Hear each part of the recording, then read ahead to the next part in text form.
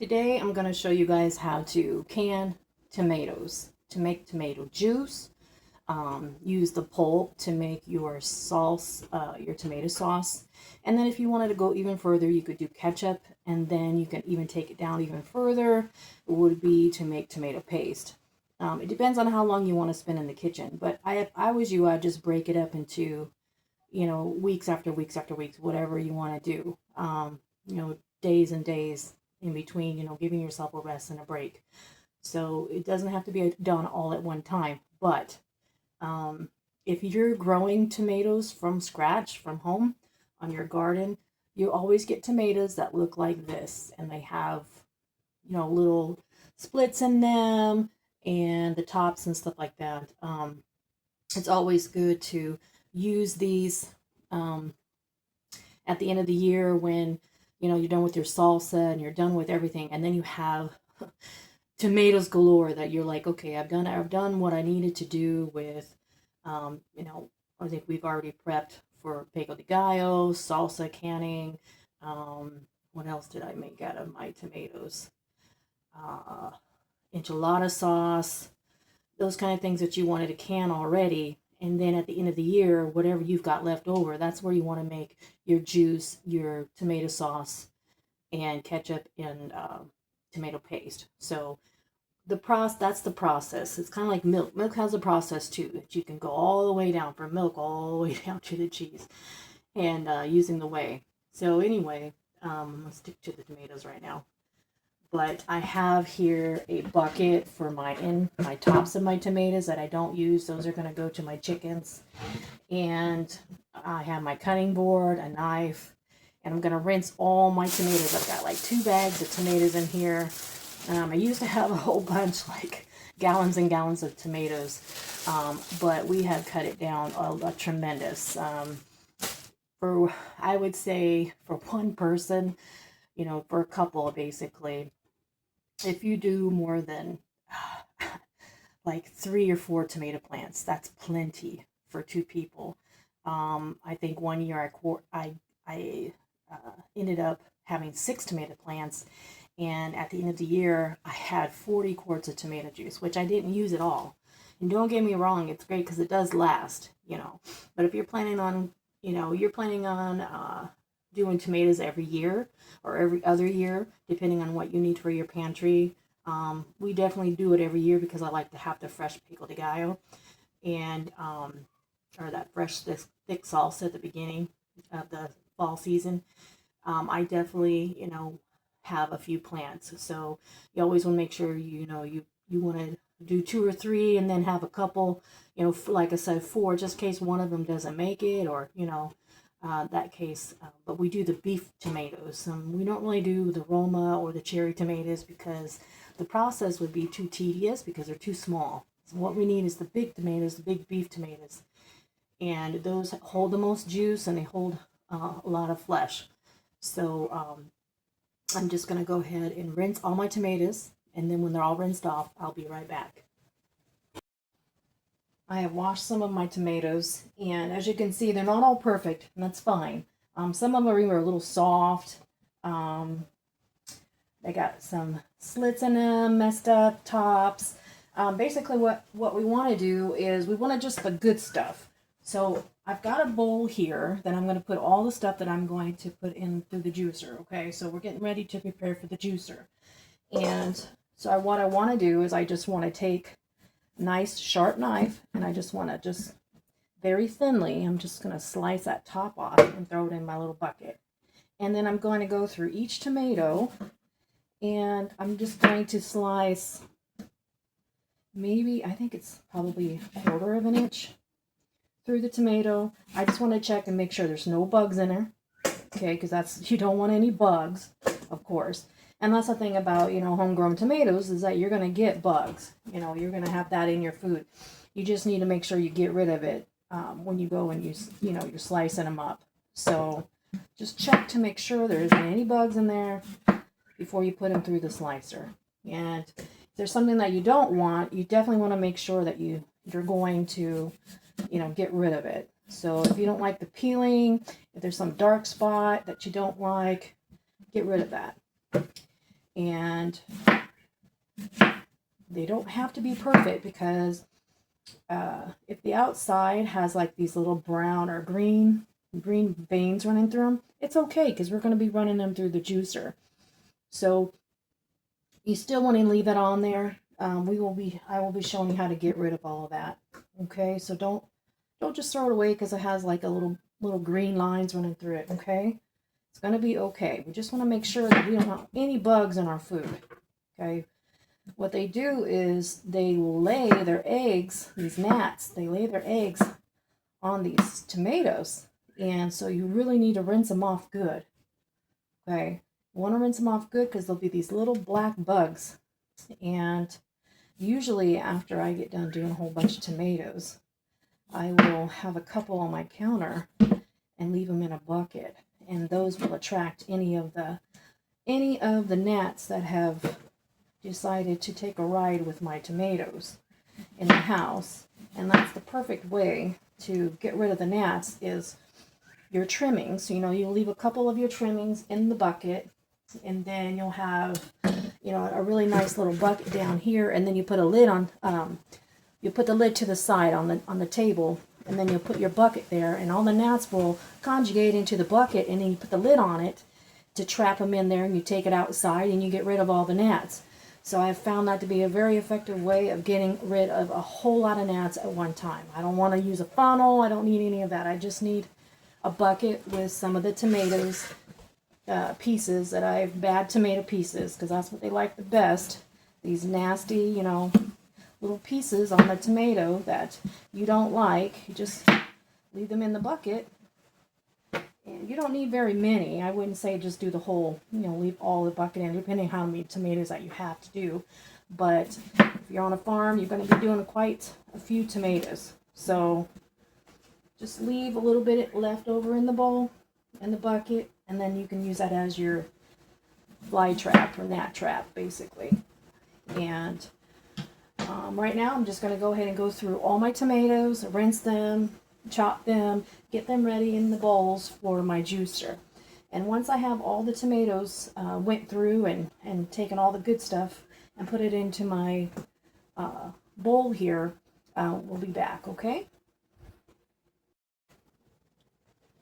Right now we've got all the tomatoes cut. Okay, they're all cut up, went through them all, make sure there's no bugs in there. We're going to run them through our juicer. Now, if you've never used a juicer before, you really need to go through and find out exactly what all your parts are going to do for you. We've got a little catchment system in the back, and it holds, this part right here will hold your pulp, and you're going to put it through the top, push it down, and it's going to come, the juice is going to come out of here, and the pulp is going to go in the back. Okay, we're going to run all the tomatoes through our juicer, and it's going to be really loud, so I don't know if I really want to run this on the video, but it is going to be pretty loud. Also, just so you know, you need to have ready your jar, your pots ready. So this big, huge pot, usually I use this as a water bath. I usually just use that because I have a lot of tomato juice. So I'm just going to pour the juice in that, and then I'm going to pour my pulp. It's going to go into this pan here. Now that pan, you want to have like a thick pan, because the thicker it is, it's not going to burn. Imagine you're going to be cooking this for quite some time, so you want to make sure you have something that's not going to burn. Okay, now this being a tomato juice, it can burn on the bottom. It just depends on to a boiling point. Of course, it's always, because you're doing a water bath canner, you always be able to put it on high boil. So you're able to do that, but just be aware that it can be used for just tomato juice, just to pour it in there, just like a regular cooking pot. So that's what we're going to do with the juice, and then that's what we're going to do with the pulp. We're going to put the pulp in that one, okay? And let me go ahead and get started. Hopefully it's not going to be too loud.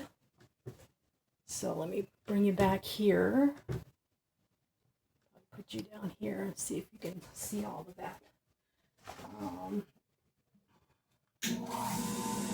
This is actually pretty quiet. Some of them make a lot of noise, so just be aware that when you put the tomatoes in, you might have a little bit of splurting everywhere, so just be careful. Put them in.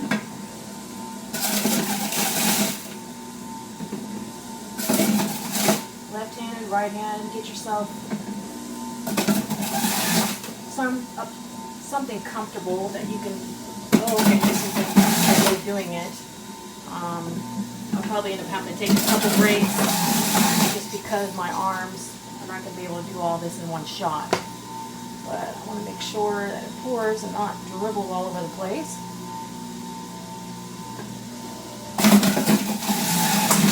And when it gets full enough, I'm just going to empty them in those pots. Ooh, I splashed that one. Just don't want to throw it in there. A couple pieces at a time.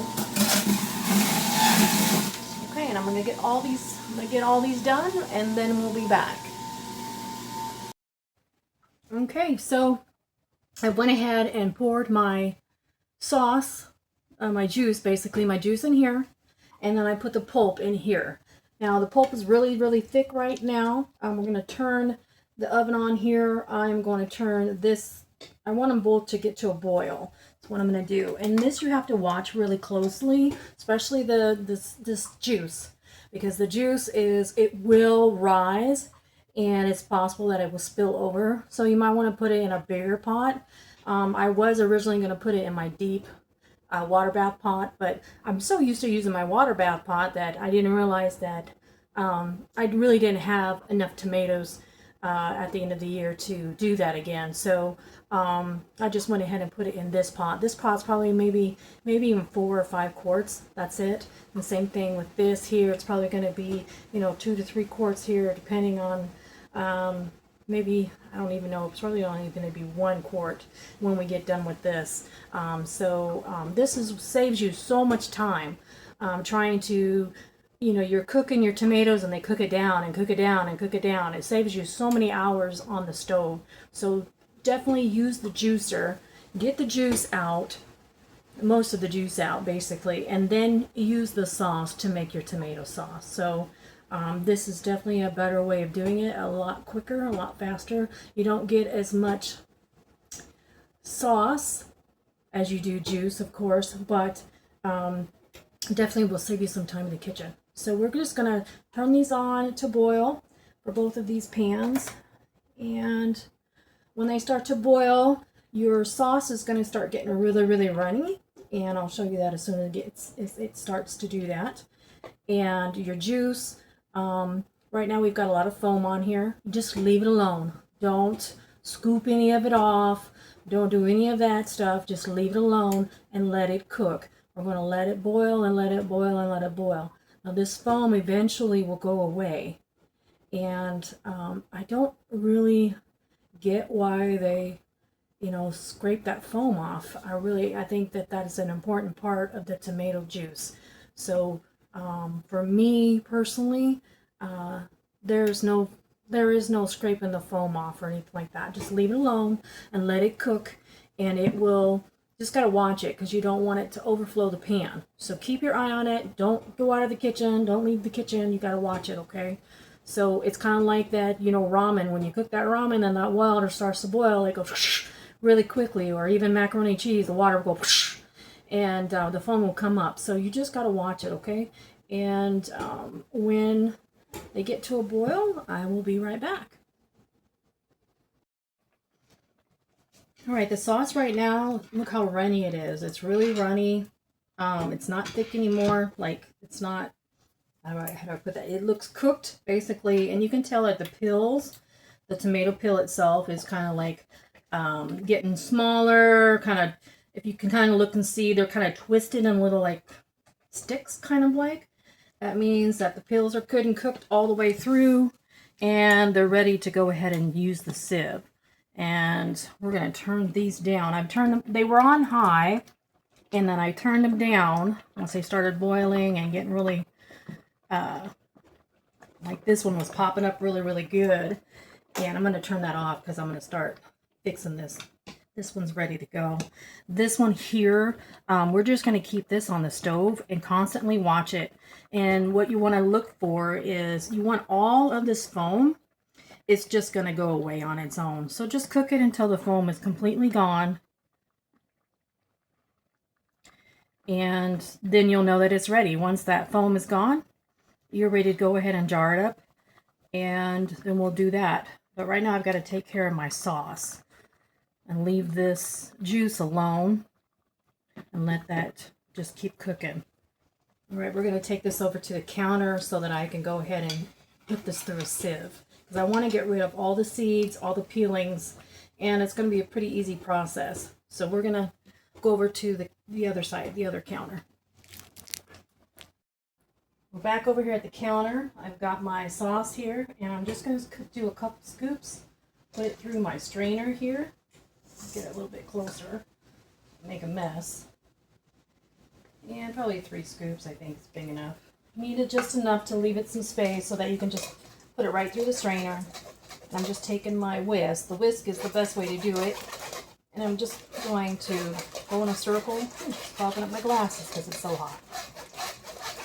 But as you see, it's going to get all the pulp out of there, and you're just going to be left with the seeds and the peel.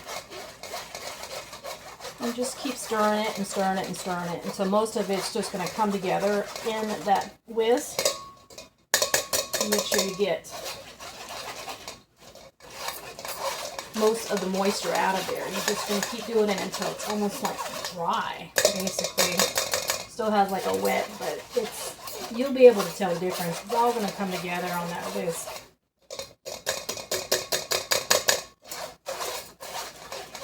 And just siphon it through.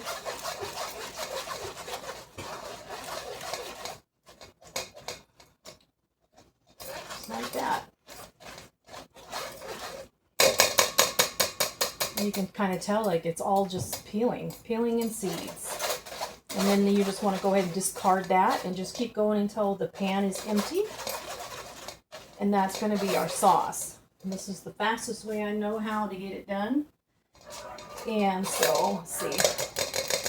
Go ahead and put this out there for my chickens to get rid of that and just start all over again. Just go right back into the mode of... I'm just going to scrape this down before I put it in my chickens here, chicken stuff for my chickens. There you go. Just gonna get that sauce down here, and I'll go ahead and put this, scrape this over here into my chicken bucket.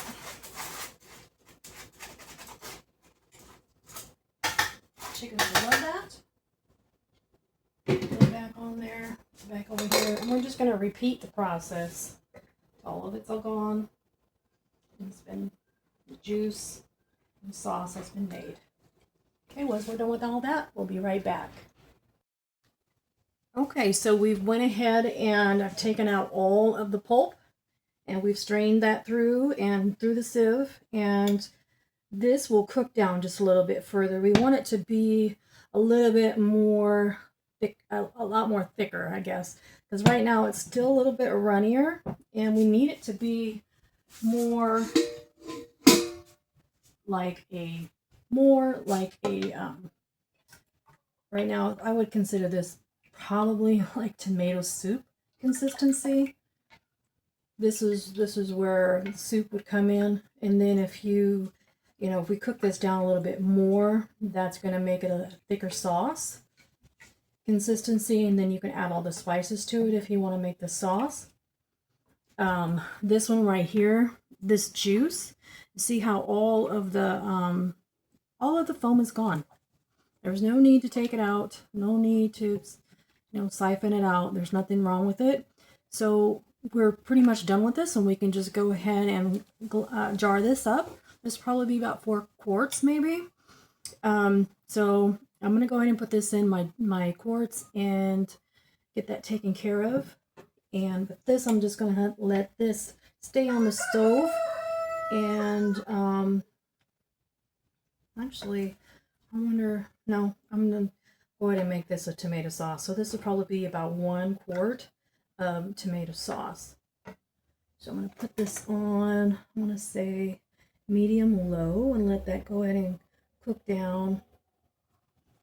And so I can take care of this juice while I've got it nice and hot and get it ready to go into the pressure cooker. Okay, now you can either water bath this or you can pressure cook it. I prefer just to use a pressure cooker just because it's here. It's I don't have to waste a lot of time. It's a lot less time in the pressure cooker than it is in the water bath. So I will go ahead and get that prepared. All right, and we'll be back. Okay, here we are with our sauce here, our juice, tomato juice, I should say, not the sauce, the juice. And we're gonna go ahead and fill up these jars. Now these jars were, these ones here were like old spaghetti jars that we had when we first moved in. We bought a lot of spaghetti sauce, and so I've just kept these jars over the years. And they make really good jars to put juice in, and then also the canning lids do fit them too. So you want to keep those jars so you don't have to buy quart jars. Now these are a little bit, I would say, maybe a little bit more than a quart, but not very much. And I'm not really sure what the how much these hold as liquid, but they do hold a little bit more than a quart. So, but to me, it doesn't make any difference. I'm just going to head and use these jars that I have, and we're just going to fill them up. We're going to fill them up to about the lip line here, the first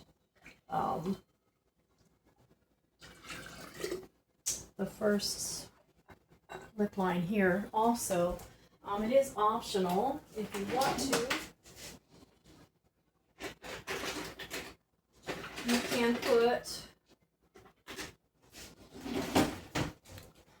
You can put a teaspoon of lemon juice in with your tomato juice as well. So you just would want to put a teaspoon. I think this is, we're going to do at least 4, so I'm just going to do 3 here right now. Remember the ones that I did with the lemon juice, and if we need more, I'll do more. But we'll see how many this makes. I'm pretty sure this is going to do at least 4. At least 4 of these jars. So when they're all filled up, I'm going to put the lids on there that we have, the rings, and I'm going to go ahead and put them in our pressure cooker. And when that's ready, I will take you back over to the stove. Okay, so I was only able to do 3, which I'm glad I only put, I did 3 with the lemon juice. So I'm just going to wipe the rims off here with a clean paper towel. Wipe them down. You could use vinegar on them if you want to. Put a little vinegar on your paper towel and wipe that down. That's up to you too. To me, that's good enough here. I've got my lids that I'm going to put on there. Like I said, you just fill them up to that very first line. And then we're just going to put our lids on, our rings, not lids, rings. I'll get the proper wordage out here sooner or later. And we'll go ahead and get those. Now you want to put them on tight, but not tight, not too tight. Just enough. Jar's pretty hot right now. Don't put them on too tight. You want that air bubbles to be, the bubbles have the air in the jar has to be able to be pushed out with the air. So you don't want it to be too tight. You want to be able, that lid's got to be able to kind of move around in there. Anyway, so those are done, and then we're going to head and put them into our pressure cooker here. And I'm going to just use these jars as set it around them so they don't fall, and then we'll fill it all up with water, and I'll show you that in just a second. Okay, I've kind of been debating on what I'm going to do here. Normally, when I do a lot of tomato juice, I have enough to fill this whole pressure cooker up, and usually on my pulp, I have a lot of pulp, so usually I have this sauce would be, probably halfway on this, halfway up, basically. Doesn't look like I have enough to do that whole recipe, which is I've got in my book there. I have a recipe for the sauce. So I think what I'm going to do is I am just going to do half the recipe for this because it's not, I don't have enough in the bowl. Probably should have filled, it should have been like double what I have right now in order to do the full recipe. So I'm just going to do half the recipe, and then let that simmer in there until it's as thick as I need it to be for the sauce. So let me go ahead and add my seasonings. Like I said, I'm just going to do half my recipe because this is just half of what I usually have. So we're going to do, let's see, it calls for a half a tablespoon of garlic salt. So I'm going to do a quarter. I don't know if I have to do a tablespoon, but for half a tablespoon of garlic salt, or garlic, what is it? It is garlic salt. So, got my garlic salt here. I've got a tablespoon, and I'm just going to do a quarter of it. There's my quarter. Okay, garlic salt. And let's see, 4 tablespoons of sugar, which is going to be 2 tablespoons of sugar.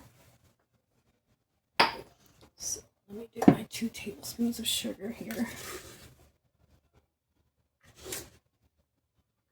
1, 2, there we go. 2 tablespoons of sugar. 3 tablespoons of chicken bouillon, so it's going to be 1.5 tablespoons of bouillon.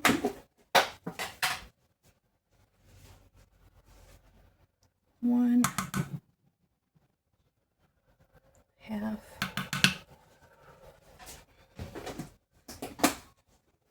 Okay.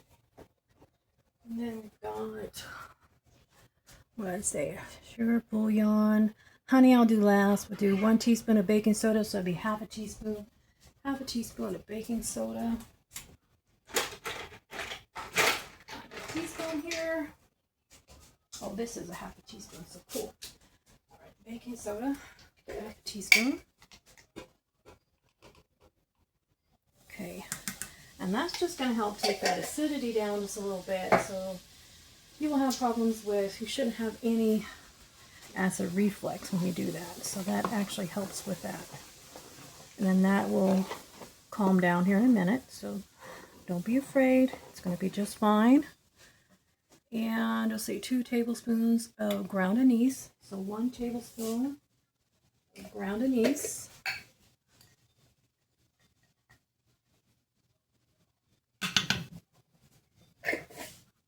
Okay, and let's see, 1 tablespoon of minced garlic. So half a tablespoon of minced garlic. I'm just going to add that half. Kind of eyeballing it. Half a tablespoon of minced garlic.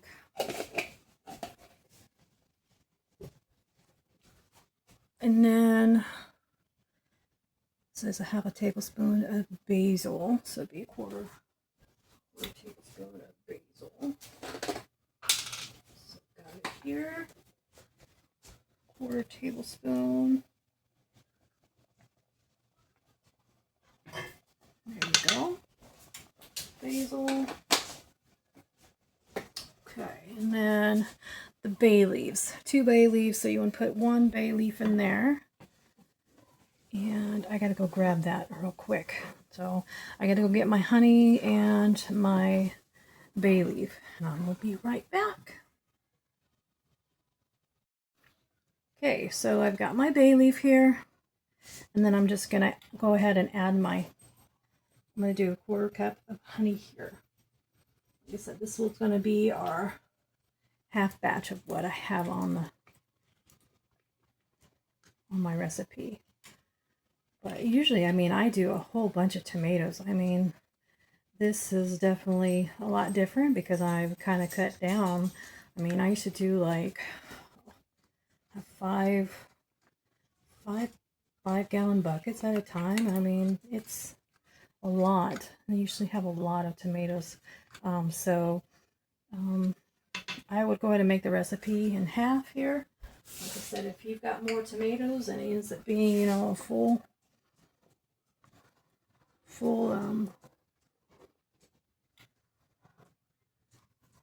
sauce, full of sauce here. You could just do the whole recipe, but I think that would be way too much, and I don't want to overdo it here. So I'm going to do half and then taste it and see, but I'm pretty sure this is going to turn out perfect. And now you can strain it if you want to. I'm going to let this cook. And I mean, it is pretty a little bit runny, more runnier right now, I guess, than I'd like for my spaghetti sauce. So I'm going to let all the ingredients marry here. Basically, let them sit in the juice, the sauce here for at least 10 to 15 minutes. And let that go ahead and simmer. I have it on medium high, and I'm just going to let that just keep cooking until I get it to the consistency that I like, as like regular tomato sauce. And then you can pour it through a sieve if you like to take out any, big chunks of, but if you do, it's going to get rid of your garlic and the basil leaves or whatever. They might go through, I guess, the sieve. Just depends on you, but I will pretty much end up just taking out the bay leaf, and that's it, and then jarring it up. So, but that's totally up to you how clean, I guess, you want your spaghetti sauce. But it's not necessary to put it through the sieve unless you really want that. You could have put it in a bag, in a seasoning bag. Basically put all the seasonings in the bag and let the bag sit in the sauce too. You could do it that way too. To me, I enjoy the seasonings in my sauce. It doesn't bother me, so I just leave it alone, leave it like it is. And whatever I add it to, if you're making spaghetti or whatever, it's just makes it flavorful. So it's totally up to you, whatever you want to do. All right, I will leave it like that, and we'll be back when I'm ready to can. Okay, so right now I've got all my jars in here. They're all quart jars, and I have the 3 regular, and then I have 1 with spaghetti sauce. And you can kind of tell because it has all the delicious little nitbits in there with the garlic and everything like that. The other ones are just plain. So I'm actually going to switch this out here. Put my 3 juices together, and this is going to be my single sauce here. And so I have a little space, of course, so I'm just going to fill these up with water and then fill the bottom up. And we're going to fill the bottom up with water, so about probably right there with water in the bottom of the pan. And I did take the bay leaf out of my sauce, and that's it. I just took the bay leaf out, filled this up. I had it filled all the way up to about right here, and I just added a touch of water to fill it all the way up to the rim, and that's all I did. So we're going to add hot water to this pan here, because all the liquid inside is hot. So I'm going to add hot water to it. You don't really want to have, your temperatures all need to be the same when you put it in there. So if it's hot boiling water, you want to try to make it as hot as you can. And usually the tap water is pretty hot. So I'm going to fill up these little jars that don't have anything in there with water first. I want them to be stable in there. And then we'll fill up the outside of the jars here.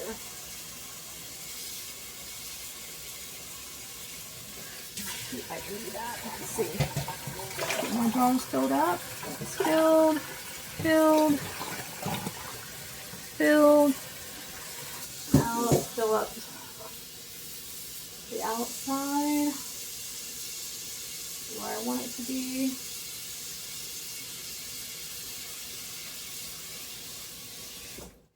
Okay, hot water, let's see. I know you guys can't see that, but I'm just eyeballing it basically, making sure I have enough water in there. I don't want it to be halfway. I want it to be a little less than halfway up the jar. I think that's good enough. And then I'm just going to set my lid on there with 15 pounds of pressure on there. And if you were doing pints, it would have been, it's going to do, these are quarts, so we're going to do 25 minutes for the quarts. Once this is starting to go, then we'll set our timer for 25 minutes. If they were pints, we want to do 15. But since they're quarts, we're going to do 25. I'm going to go ahead and set this on high and let this get up to spurting. And then we'll set the timer. And we'll be right back. So once it starts to sputter like this, you can hear it going off. Then we're going to set the timer for 25 minutes. Timer, 25 minutes. Once the timer goes off, then we will release the pressure in there and I'll get back to you, alright? Okay, so the timer went off, so I'll shut this off and I'm just going to release the pressure. I'm just going to tilt it like that and let it go, the steam go up through the microwave, basically through the fan. I'm just going to let that go all the way out until there isn't any more steam anymore, and then we've got this little valve right here. See how it goes up? Once that goes completely down, then we're able to take off that lid. We'll be back when that happens. Okay, the steam is all done and the pressure valve is down, so we're just going to take that top off.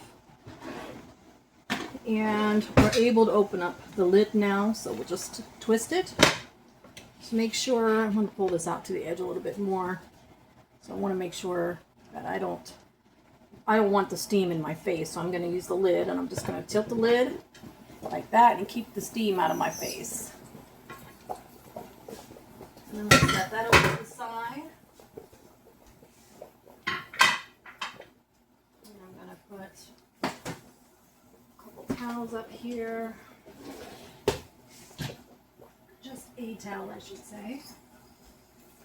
So I can put my jars on it and let them cool.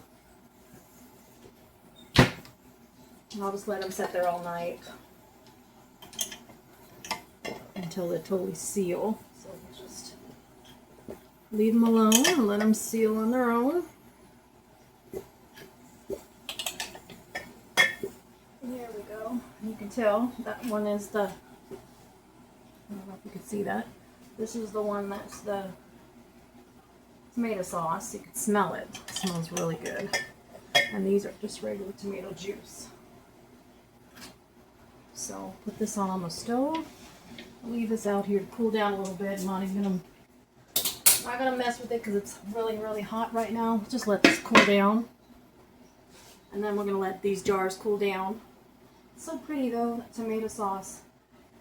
And you'll be able to, like I said, if you just leave the ingredients in there, you'll surely be able to tell the difference. But of course, I'll be able to later on.